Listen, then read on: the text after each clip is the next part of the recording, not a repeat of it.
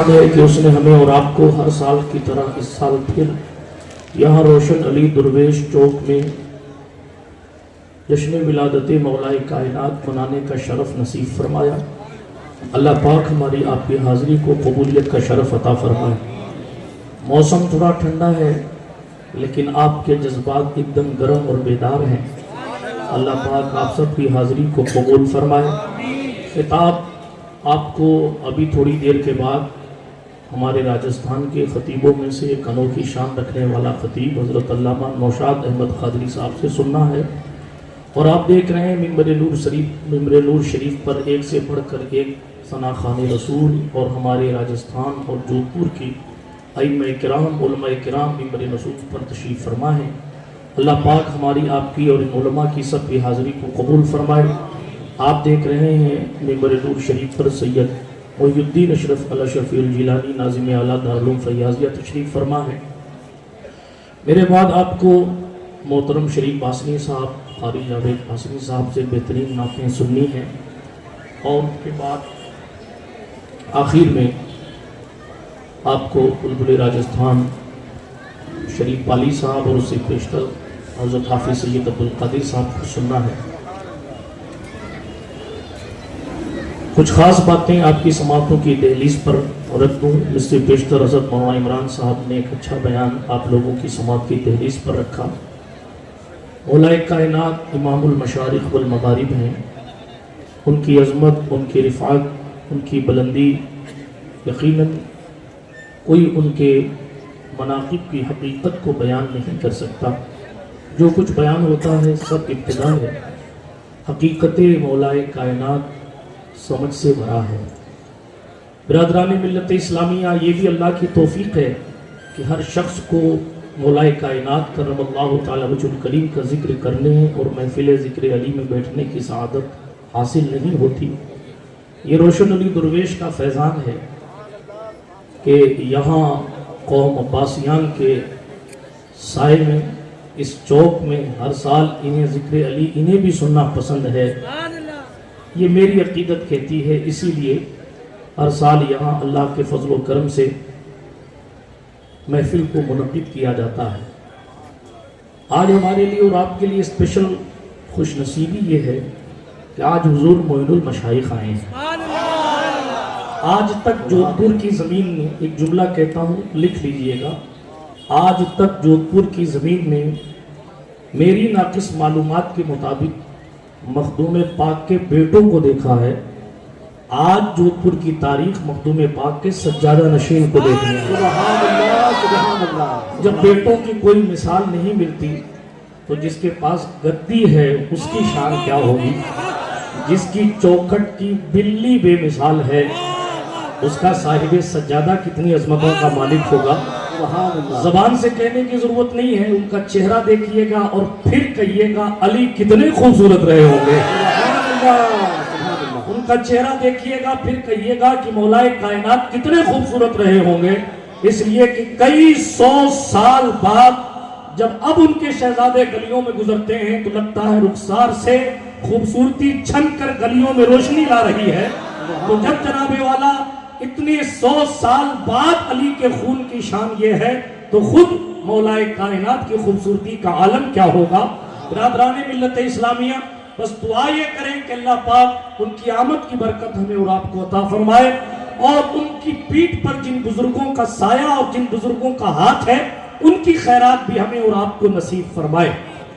کچھ خاص باتیں ایک تو عرض کروں جو حالات اور ماحول کے حساب سے ہم دیکھ رہے ہیں ہمارے معاشرے میں۔ سادی بات کروں، تقریر نہیں کرنا۔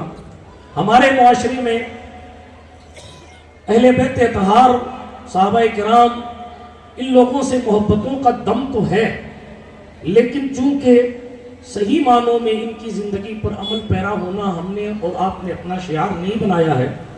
یہی وجہ ہے کہ مسلم معاشروں میں غیر ضروری لون لینے کی سنکھیا بڑھتی چلی جا رہی ہے، جس کی وجہ سے عورتوں کی، مردوں کی بے عزتی مسلم معاشرے کی مکمل طور پر پورے شہر کے سامنے اللہ کی پناہ ہو رہی ہے۔ اس لیے ایک گزارش یہ ہے، اسلامی رشتے کی ماؤں بہنوں سے بھی گزارش ہے، जवानों से भी गुजारिश है और तमाम लोगों से ये गुजारिश है, सबसे पहली बात, एक तो अपने आप को नशे से बचाएं। दूसरी बात, गैर जरूरी लोन लेने से अपने आप को बचाएं। ये उलमाए किराम बैठे हैं, आप इनसे पूछेंगे, मुफ्ती हुसैन साहब बैठे हैं वहाँ, मुफ्ती बशीर साहब पीछे बैठे हैं, आपको ये बताएंगे कि अगर लोन के लिए ज़रूरत शरइया मुतहक्कक ना हो तो लोन लेना हराम है। बात समझ आ रही है? लेकिन हमारे यहाँ तो मोबाइल खरीदने के लिए भी लोन लिया जा रहा है, बर्थडे पार्टी मनाने के लिए भी लोन लिया जा रहा है। ठीक है, तो कोई लंबी चौड़ी तकरीर नहीं। एक गुजारिश ये है कि अपने आप को नशे से बचाएं। नशा करना है तो अहले बैत की मोहब्बत का नशा कीजिए, नशा करना है तो मुस्तफ़ा के वफादार सहाबाए किराम की क़ीमतों मोहब्बतों का नशा कीजिए, और इन दो नशों की बरकत से रसूल पाक सल्लल्लाहु अलैहि वसल्लम के इश्क का नशा कीजिए। और वो ऐसा नशा है, सरकार मुस्तफ़ा करीम अलैहिस्सलाम का इश्क। इमाम अहले सुन्नत ने कहा, ए इश्क तेरे सदके जलने से छूटे सस्ते, जो आग बुझा देगी वो आग लगाई है। ये कौन सी आग है और कौन सी आग बुझा देगी? हदीस शरीफ में आया, जब मुस्तफ़ा करीम अलैहिस्सलाम का आशिक हुजूर के वफादार गुलाम पुल सिरात के ऊपर से जा रहे होंगे तो जनाब जहन्नम से आवाज आएगी, इनको जल्दी से आगे गुजार दो, इसलिए कि इन मोमिनों के वजूद से जहन्नम की आग बुझ रही है, यानी ठंडी हो रही है। ये इनके ईमान की गर्मी है। तो इसलिए फरमाया गया कि ये इश्क रिसालत की आग ऐसी आग है कि जिसके दिल में ये लग जाती है, फिर उसके सामने जहन्नम की आग भी ठंडी ठंडी सी नजर आने लगती है। इसीलिए कहा, जो आग बुझा देगी वो आग लगाई। इसलिए पहली बात, नशे से अपने आप को बचाइए, हराम कारी और हराम खाने से अपने आप को बचाइए। दूसरी बात, गैर जरूरी लोन लेने से अपने आप को बचाइए। तीसरी बात, शादियों में खर्चा कम कीजिए और अपने पैसों को सही मानों में ऐसी जगह खर्च कीजिए जो आपके लिए कयामत में काम आवे। माफ कीजिएगा, हमारे मुआशरे में तकरीबन जोधपुर में तकरीबन हर बड़ी कौम क्रिकेट टूर्नामेंट करा रही है। अगर किसी को बुरा लगे तो पेश की माजरत है, कोई हमारे साथ भी अगर उठे बैठे तो हम गलत इक़दामात की तायीद तो नहीं कर सकते। ठीक, और फिर दो साफे, दो चादरें और छोटे मोटे इस्तकबाल के चक्कर में कौम के जिम्मेदारान इसको फरोग देते हैं। खेल की भावना बढ़ाइए साहब, खेल की भावना, और खेल की भावना से कब्र रोशन नहीं होगी, खेल की भावना से मौत आसान नहीं होगी, खेल की भावना से मरते वक्त अगर रूह फंस जाए, खुदा न करे, लड़बड़ाती हुई जबान पर कलमा खेलने से नहीं आएगा। गरीब नवाज यहां खेल की भावना बढ़ाने नहीं आए थे, गरीब नवाज रसूल पर मर मिटने की भावना बढ़ाने आए। गरीब नवाज इस हिंदुस्तान की जमीन पर हुजूर से इश्क बढ़ाने की भावना बढ़ाने आए थे। इसलिए वही कीजिए जो ख्वाजा खाजगान ने किया है, वही कीजिए जो गौसे आजम दस्तगीर ने किया है, वही कीजिए जो इमामुल मशारिक वल मगारिब, हल्लालुल मुश्किलात वल नवाइब, मज़हरुल अजाइब वल गराइब, हज़रत अमीरुल मोमिनीन खलीफतुल मुस्लिमीन मौला अली बिन अबू तालिब करमल्लाहु ताला वजहुल करीम ने किया है। उनकी अज़मत और रिफ़अत के बारे में कौन क्या बयान करे। एक हदीस पढ़ता हूँ, इसको आला हज़रत ने मतलउल कमरैन में नकल की है। दुरूद शरीफ पढ़े तो मैं देख के पढ़ देता हूँ। सल्लल्लाहु अलैहि नबील उम्मी व आलिहि सल्लल्लाहु अलैहि वसल्लम, सलातु व सलामन अलैका या रसूल अल्लाह सल्लल्लाहु ताला अलैका व अला आलिका व सहबिका वसल्लम। सुनिए, इमाम अहले सुन्नत ने लिखा,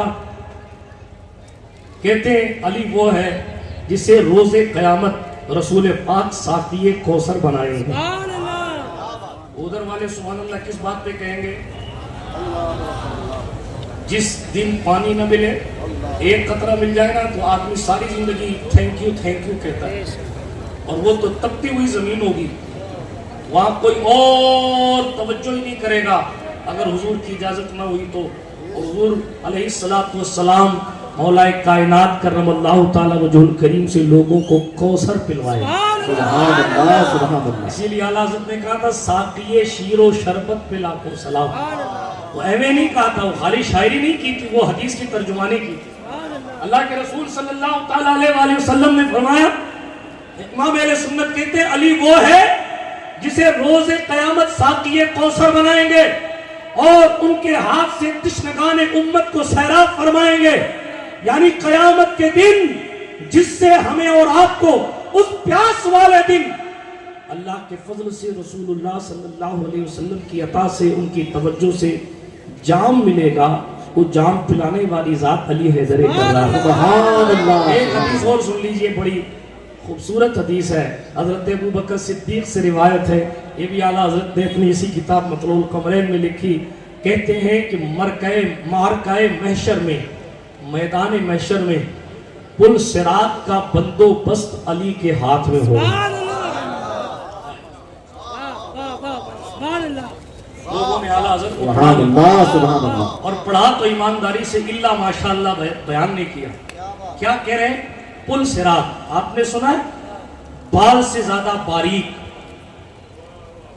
تلوار کی دھار سے زیادہ تیز وہ پل صراط ہے، قدم لڑکھڑائے تو نیچے جہنم۔ آپ علماء سے پوچھیں، یہ مفتی اعظم راجستھان اشفاق العلماء بابا قوم و ملت کے فیضان سے مالا مال علماء سے منبر الحمدللہ بھرا ہوا ہے، آپ ان سے پوچھئے، یہ آپ کو بتائیں گے حدیثوں میں آیا کہ ایک تو وہ خاردار راستہ، یعنی اتنا باریک، اور بعض روایتوں میں ہے کہ اس میں کانٹے بھی لگے ہوئے ہیں ایسے جو آدمی کو اللہ اکبر پیر اس پر پڑ جائے تو چپ جائے، چھوڑے نہیں، اتنا خطرناک راستہ وہ پل صراط کا۔ لیکن اعلیٰ حضرت نے لکھا کہ صدیق اکبر خود بیان کرتے ہیں، یہ اصلی سنیت ہے، یہی اصلی سنیت ہے۔ کیا؟ یہی اصلی سنیت، جب حضور کے یاروں کی بات آئے تو بھی دل کھول کر بات کرنی چاہیے۔ ہمارے سینوں میں خارجیت نہیں چھپی ہے، ہم ابو بکر و عمر پڑھتے ہیں تو ایسا گرج کے پڑھتے ہیں کہ رافضیت کے قصر میں زلزلے آ جائے، اور ہم علی پڑھتے ہیں تو اتنا بھی کھل کے پڑھتے ہیں اللہ کے فضل سے کہ ناسبیت کی دجیاں بھی کھیر کے رکھتے ہیں، اور ساری کائنات کو کہتے ہیں اہل سنت کا ہے بیڑا پار، اصحاب حضور نجم ہے اور ناؤ ہے عطرت رسول اللہ۔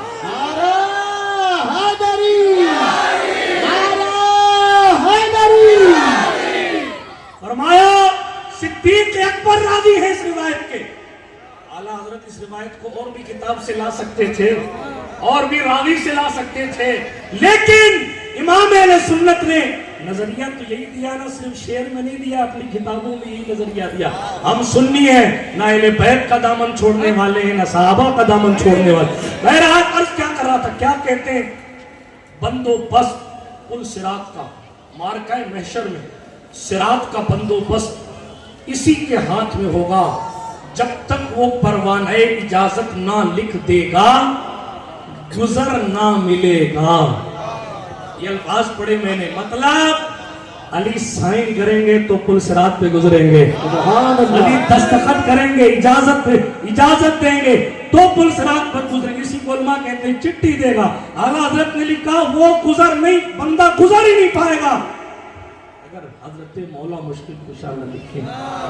ہم یہاں بے وقوف نہیں ہیں جو اتنی ٹھنڈی میں بیٹھ کے علی علی کر رہے ہیں، یہ پل صراط نہیں ہے، وہ پل صراط پہ ہمارے کام آئے، اس لیے اس رات میں ہم ان کا ذکر کر رہے ہیں۔ سبحان اللہ، سبحان اللہ۔ اللہ ہمیں اور آپ کو اہل سنت پر جلائے اور اسی پر موت عطا فرمائے، ہمارے اور آپ کے دلوں کو اہل بیت اور صحابہ کی محبت سے بھر دے، اور ان دو مقدس لوگوں اور ہستیوں کے صدقے و طفیل حضور کی سچی پکی محبت ہمیں اور آپ کو عطا فرمائے۔